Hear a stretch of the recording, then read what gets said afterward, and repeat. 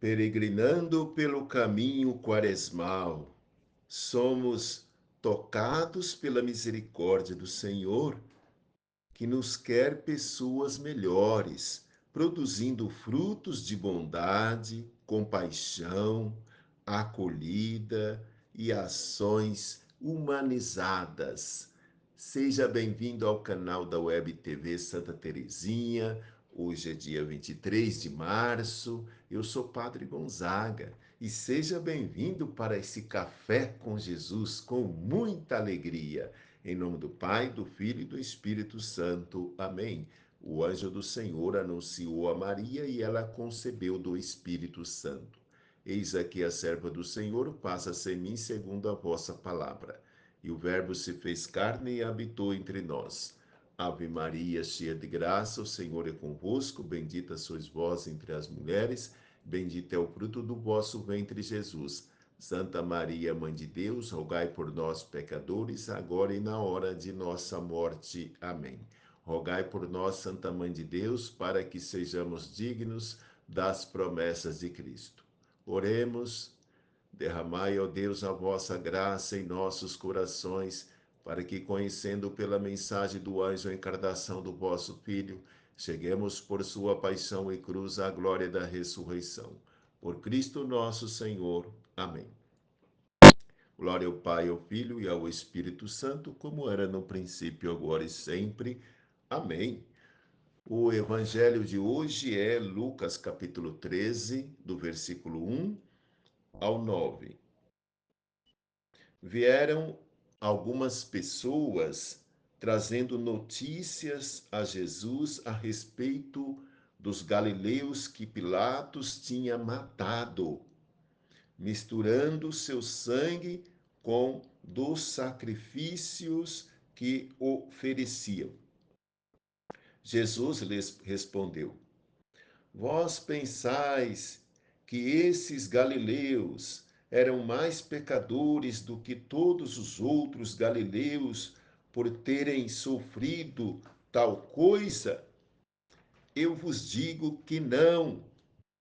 Mas se vós não vos converterdes, ireis morrer todos do mesmo modo.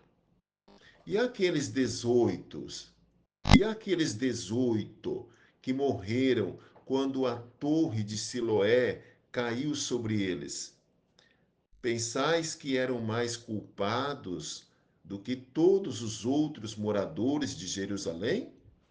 Eu vos digo que não.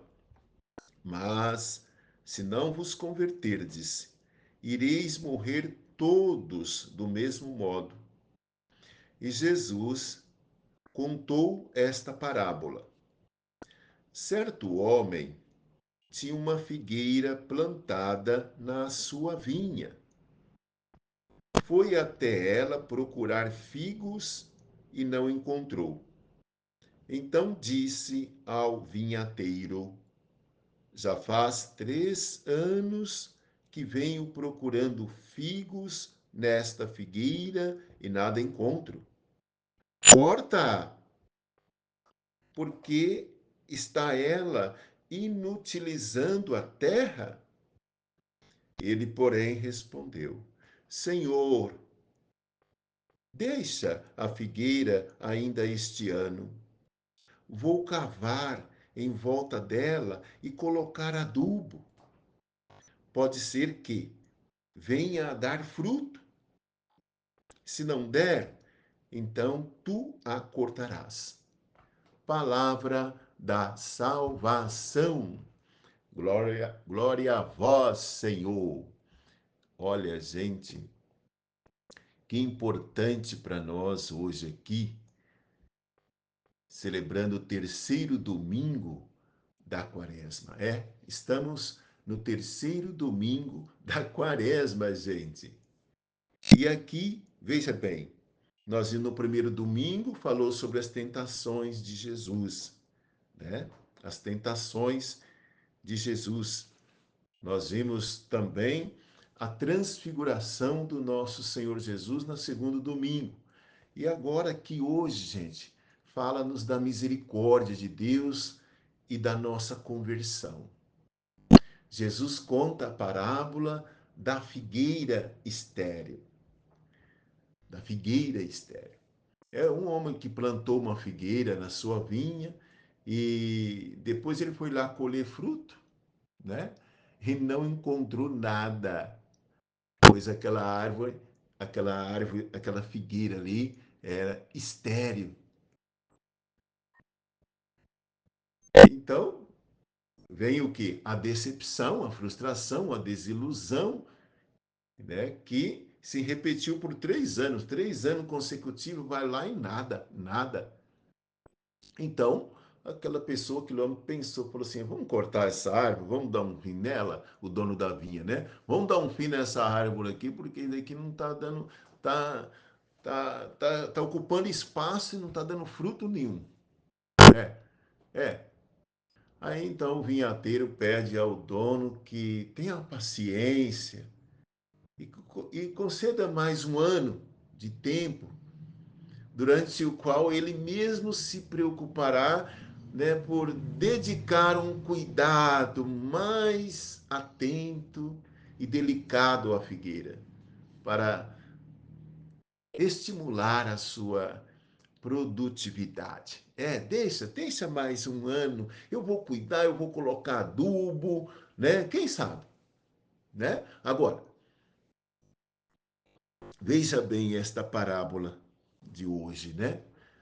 Esta parábola desta árvore, né? Estéril, né? O que traz para nós? O que mostra para nós? Mas antes de tudo, é interessante a gente perceber que no Evangelho do seu todo, porque essa da, da figueira aqui, figueira estéril, é a segunda parte do Evangelho de hoje. Então eu gostaria de chamar a atenção aqui na primeira parte também, que foi algumas pessoas que foram contar a Jesus sobre um massacre ocorrido em Jerusalém com um grupo de galileus, né? Num choque lá com, vamos falar assim, com a polícia lá de Pilatos. Então, aí veio, né, esse desastre, né, esse assassinato, né, de vários galileus que eram peregrinos que estavam ali em Jerusalém, com certeza estavam indo para a festa da Páscoa, e chega naquele momento ali, e provavelmente houve uma confusão ali, vamos falar assim, um vucu-vucu, e aí, né, mexeu com o sistema da oposição, e aí trouxe essa desgraça, vamos falar assim, né? Aconteceu essa coisa ruim aí, a morte veio a calhar com a morte de muitos galileus. E foram levar essa notícia para Jesus, né? E Jesus também contra outra, fala assim, bom, outro fato é a morte de 18 pessoas num acidente quando desabou a torre de Siloé. Esta é a primeira parte. E podemos começar até por ela aqui nessa primeira parte, né? Podemos começar até por ela, porque nesta primeira parte ressalta aqui um ponto importante para nós. A mentalidade, né, do pessoal da época, eles achavam que o seguinte, se alguém estava doente, ou se alguém acontecia um acidente, alguém morria, né, ou acontecia alguma desgraça na vida de alguém, é porque Deus castigou. Essa era a mentalidade. Não sei se você pensa assim também, né, ainda hoje. Né? Não, é Deus que castigou lá, tá vendo? O que aconteceu lá em Brumadinho, o que aconteceu lá no Rio Grande do Sul, o que aconteceu lá não sei aonde lá, o que aconteceu lá nos Estados Unidos, o que aconteceu aqui no meu vizinho, né? Aquela situação lá. Não, isso daí é castigo de Deus.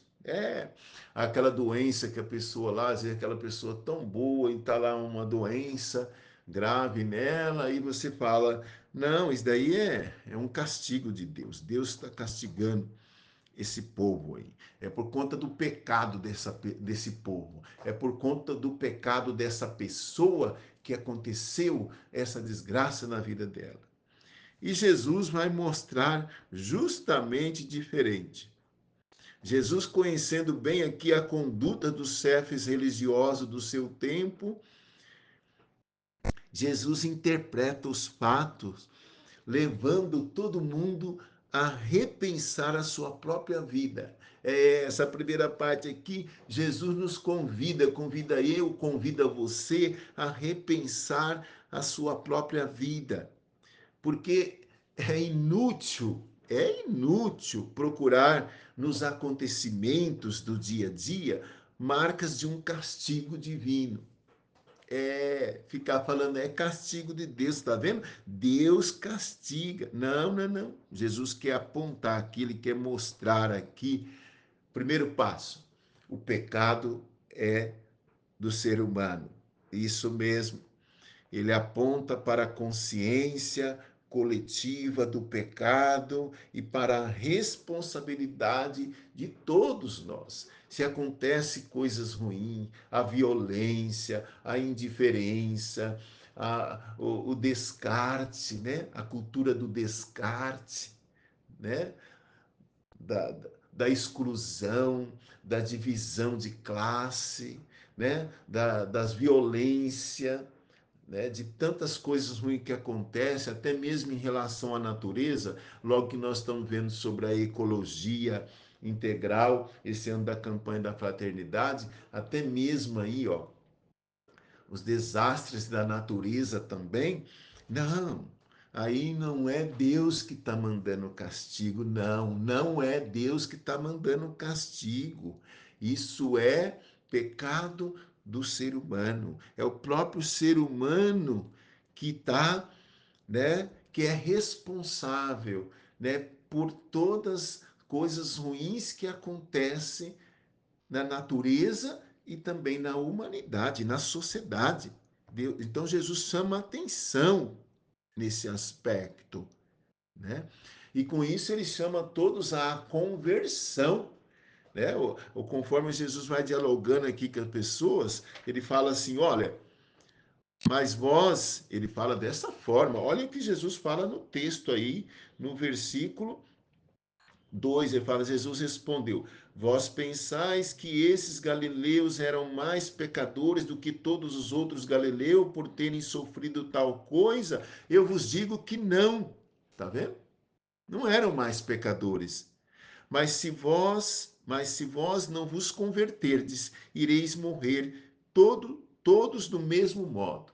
Olha aí, ele chama a conversão. Nessa primeira parte do evangelho aqui, é um chamado de Jesus à conversão diante da realidade. Às vezes, na nossa sociedade, hoje também, no mundo, nós ficamos sempre apontando, julgando, né? Ah, não, assim não dá para continuar. Olha essa situação aí do sistema, sabe? Seja ele econômico, político, cultural, religioso. Não, não dá. Olha quanta corrupção, olha quanta maldade e não sei o quê. A gente fica sempre se queixando, né? Sempre murmurando, sempre apontando também o dedo para o outro. Ah, isso é fácil.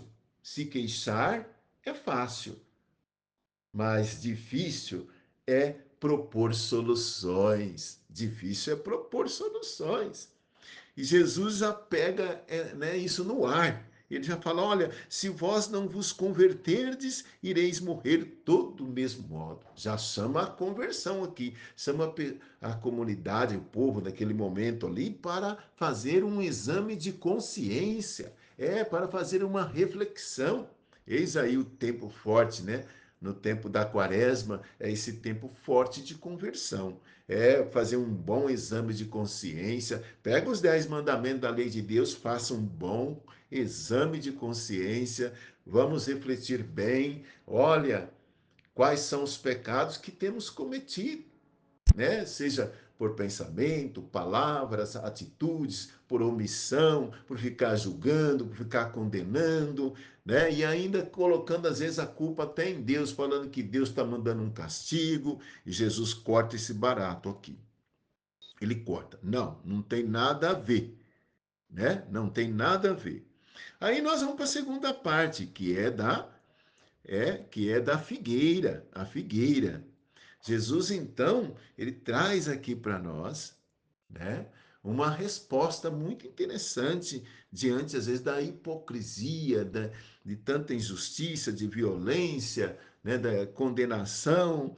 Né, ele traz aqui, através dessa imagem da figueira estéril. Olha que interessante.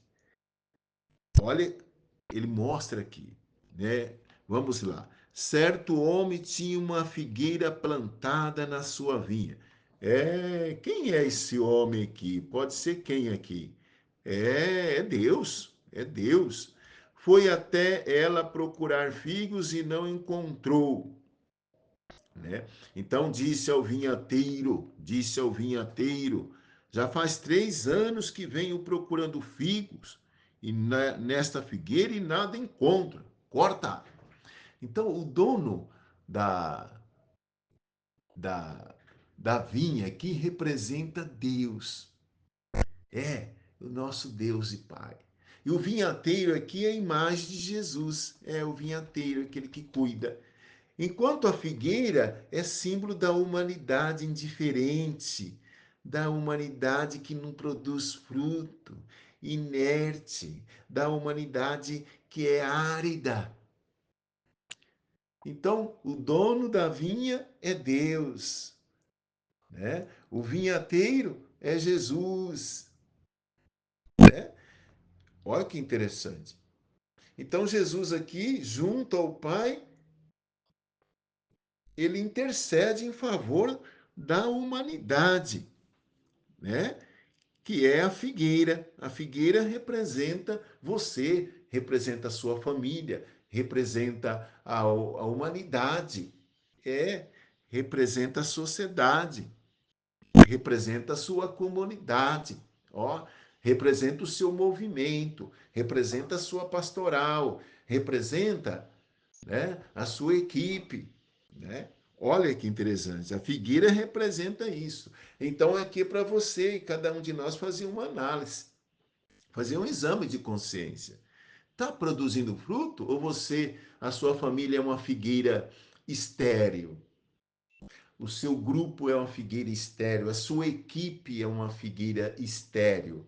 O seu movimento, a sua pastoral, a sua comunidade está produzindo frutos? Que frutos que estão produzindo? E para quê? Né? Ou é estéril? Olha, é o ponto, né?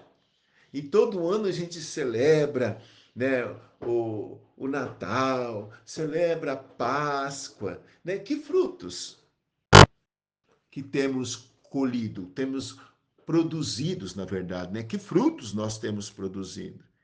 Então veja bem, aqui o dono da vinha, né, o dono da figueira, ali fala: já faz 3 anos que venho procurando figos e nesta figueira e nada encontra. Corta! Né? Esse cortar aqui tem a ver com a conversão, mudança de vida, né? Porque ela está inutilizando a terra. E ele, porém, respondeu: deixa, né? Olha aí o vinhateiro, ó Jesus, né? Jesus é o sinal, é a expressão da misericórdia de Deus, da bondade de Deus, da mansidão de Deus, da paciência de Deus. Ele, porém, respondeu: Senhor, deixa a figueira ainda este ano. Vou cavar em volta dela e colocar adubo. Pode ser que venha dar fruto. Se não der, então tu a cortarás. Então, olha aqui, a paciência mostra a paciência de Deus, a misericórdia de Deus. Olha então. Então, o dono aqui representa Deus Pai e o vinhateiro é a imagem de Jesus, enquanto a figueira é símbolo da humanidade. A figueira pode representar a sua família, né, a equipe do seu trabalho e assim por diante. E Jesus intercede aqui em favor, né? E justamente é isso que ele veio fazer, né? Ele veio trazer a salvação, veio trazer vida. Então ele pede aqui para aguardar. Aguarda, concede mais um tempo. Nossa, e todo ano nós temos esse tempo, né? Ainda mais celebrando os tempos fortes, o tempo do Advento, o tempo da Quaresma, né? O tempo do Advento, preparar para celebrar o Natal, receber a vinda do nosso Deus, nosso Senhor Jesus. Né? E no tempo da Quaresma, um tempo forte também, de preparar, dá um tempo, é sempre tempo, o tempo é agora, o tempo é nesse momento, é no hoje da nossa história, é agora que deve acontecer a conversão, é agora que deve acontecer a mudança, não pode ir protelando.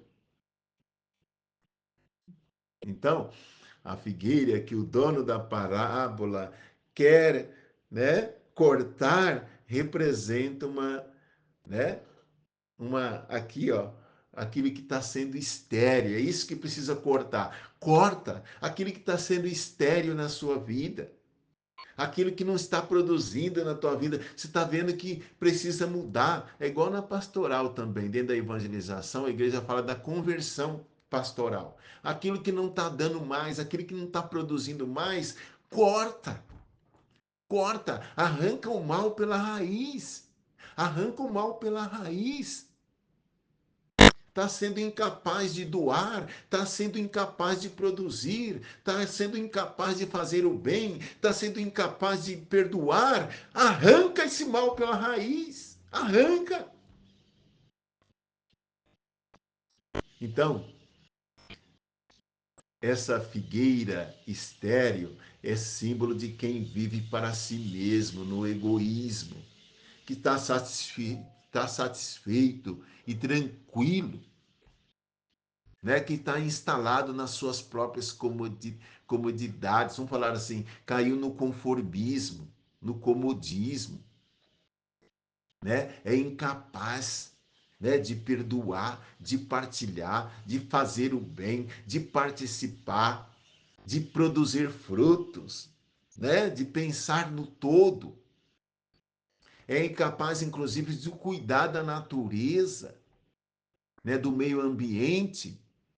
É incapaz de olhar para aquele que sofre, daquele que está do seu lado, às vezes dentro da sua casa, sei lá, o seu pai, a sua mãe, seu avô, sua avó, né? O filho, a filha, a mãe, o pai, enfim. Então, esta atitude assim egoísta, né, de egoísmo e de esterilidade espiritual, né?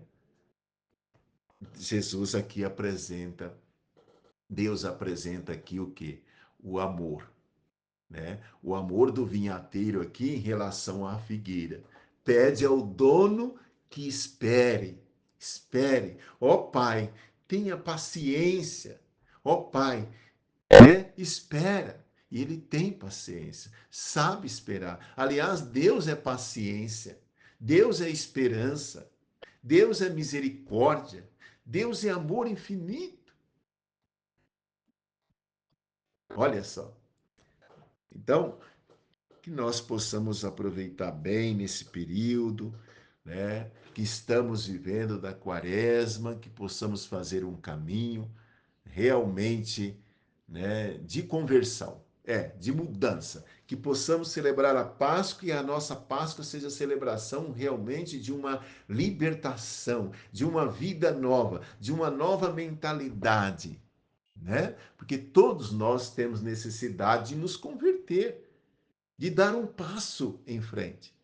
E a paciência de Deus, a misericórdia, nos acompanha. A misericórdia e a paciência de Deus nos acompanha nesse processo. Então não tenha medo, né? Não tenha medo. No tempo da quaresma, o Senhor ele convida cada um de nós, convida a todos nós à conversão, à conversão. Então, cada um de nós deve sentir-se, né, chamado, interpelado por esse chamado do Senhor, né, a conversão, a mudança de mentalidade.